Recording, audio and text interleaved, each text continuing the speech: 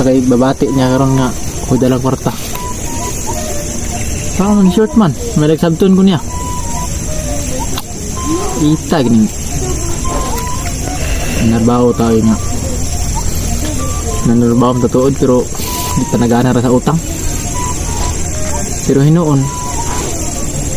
Na-short mo ko tuod karon pero gigamit mo po na ko to sa tinaro nga pamagi para sa kong pamilya. Ay tama. Tama day, dali ra kayo. Anaon na akong asawa day, paglahoy day. Kay short man ko. Paglahoy day, kay gimingaw kog lahoy, anaon na ako. Dali ra. Be! Be! Oy! Uy, may kay nanak ka. Okay. Ayaw kay kog gibuyan sa mga amo.